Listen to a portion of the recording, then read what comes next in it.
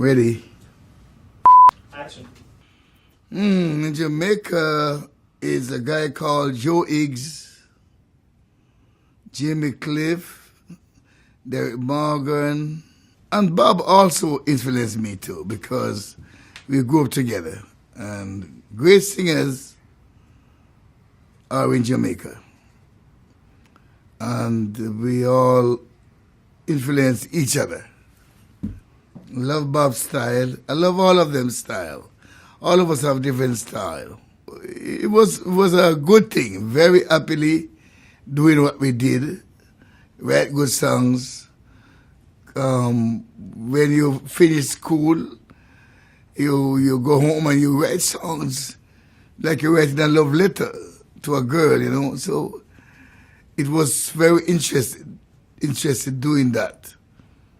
And that's how myself and all the rest of artists that I know grow up trying to do things, put words together. Oh, the music business, we didn't think it was going to be a business. We just wanted to sing and heard our voice on the radio, and then we get no pay. Our pay is to sing, and people adore us. They adore me a lot, and that's what makes us happy. Okay, well, the music came from some great musicians in Jamaica. But before reggae, it was ska. After ska, then you have rocksteady, which is one beat, one drum on the beat, and rocksteady was very, very good style. And then reggae came in. Some great musicians was in Jamaica. Some of them died now, some still alive, that bring this beat, chicka, chicka, chicka, but nobody didn't know what to call it. Some people call it blue beat, some people call it boogie beat, but there was a slang in Jamaica called streggy. If the girl not looking so good, we call her streggy. And if the guy not looking so good, she or the girls would call us streggy. It's just a comic, it's a vibes. And then I think I take it from there. After hearing the beat was it's still a good beat. And I think I said, let's do the reggae. It was a slip coming from reggae, and I said, do the reggae, because those days, our hearing open wide, our brains open wide, my brains open so wide that I could say, let's do the reggae, you know. So it's coming from that reggae to reggae. A lot of people hear me talk all the time, and they try to discommode what I say and try to put in their self, but they cannot come up with a song called Do the Reggae. I'm the only one who have this song to let people abroad, on the yard, all over the world, knowing that our song, our music that was in Jamaica until this day called reggae. I record this song. It wasn't a great words. It wasn't a long version. But what makes it so important is the name, reggae, R-E-G-G-A-E. People try to spell it R-E-G-G-A-Y. That wasn't it. I'm the one who created that word, reggae, and I coined it reggae. And so that's why I'm here right now. That's the way it is. Oh, well, I think reggae is it is here to stay. In other words, it's right here to stay, not going nowhere. And it's the next beat close to R&B. And it's the next beat that's close to rock and roll. It's the next beat that people have to listen to. Because when you hear reggae music, it make you feel all right. You don't have to do it rough. You just try to do it like me, because I'm a reggae guy, and I'm soul.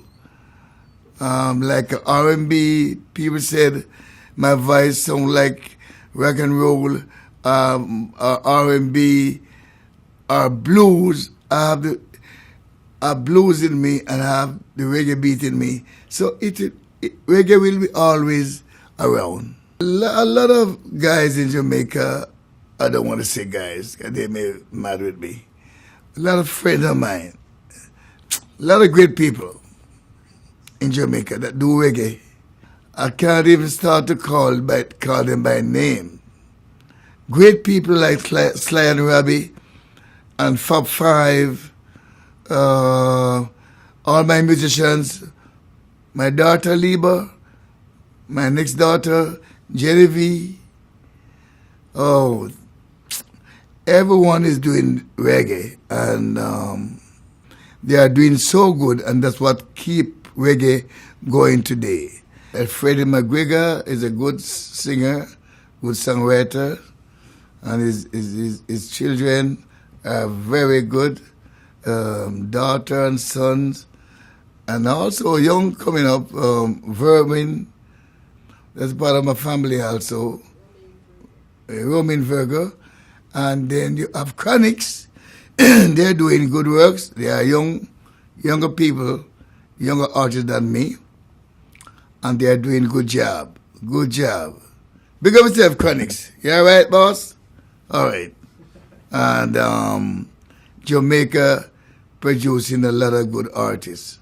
I've known Bob for a long time, and we used to be very close. I wrote a song called Redemption Song, and Bob told me he's going to write one like that. And he always loved my song, and I always love his song. His ideas, he's a great guy. Also, Bonnie Whaler and Peter Touch, we all pulled together as one. And Tommy Kawan, all those guys, I don't want to call a lot of names, but this song that I wrote about Bob, I wrote it 8 years ago, about 8 years. And I just remember how he and I used to live. We used to uplift each other with our words. But he told me he wanted to be a dreadlocks Rasta. I said, it's okay with me. It's all right with me, man. And I said, I want to be a Kwomlock Rasta, like Selassie. All those words I keep on remember. And I bring in Peter Touch and Bonnie Whaler, Haile Selassie. I put words together, and I furnish this song, and I call it Marley. I play the bass, I play the keyboard, I play all of the things. But it's not a lot of instruments, but I fit them in. I play guitar, and I have a friend of mine called Monty. I asked him to play a part of the guitar, because his guitar sound very special and different from my guitar, and I asked him to play that part. But other than that, I play everything. Otherwise, I play the drum. I play everything. In the 60s, when we sang our song, we get little but nothing. There's a guy would come and say, he have his studio. We sing 8 songs a day. Every day, 8 songs. Because I wrote a lot of songs. 8 songs. Myself, Jerry Matthias, Riley Gordon, I'm the leader. I teaches them what to sing, what key and all those things. And then when we finish singing, we just, all of these people just give us food to eat, like to send. They send to the bakery to buy lunch, but they just come up with, there's the thing in Jamaica, like cocoa bread, and then thing made out of flour called patties. So when you eat that, you feel good about it. But you don't get no money. So I sing my song, and that's all I got. Three of us, every one of us get one patties each, and we sing the song. And we never know that we should be getting paid. And they come to abroad, they call themselves producer, but they can't play instruments, they don't know nothing about singing, but they call themselves producer. So after that, I told them that no, you cannot produce something that you don't have. So you could be a so-called producer, or maybe you could say you're an executive producer, because you may be spending £5 for the studio time, and the musician them that play, they give them a little money. But we as artists don't get anything. So I told him that you could not produce my thing. I am the producer. From I start to sing, I leave school and I come to Kingston and living in Churchtown, meet Bob and some great people in Churchtown. I'm the producer who wrote the song and tell them what to play, how to play it, and blah, First, I make my little guitar before I come to Kingston. I'm from the country. And I make my 4-string ukulele guitar, and I learn myself how to play it. And then when I go to Kingston and I see people who can play, I tell them what to play in my song, and the so-called producer, they work with him, like Coxon, Baron Lee, Leslie Kang, a lot of great people there that call themselves producer, but they are not, and then I start to tell them what they are. They are just executive producer who spend money for the studio time, but we singers from Jamaica, and I'm the one of them that produce myself to them. They can't produce what they don't have. Nobody can produce what they don't have. So I got my patties for my #1 songs. Then I started to tell people, you should pay me, pay 3 of us.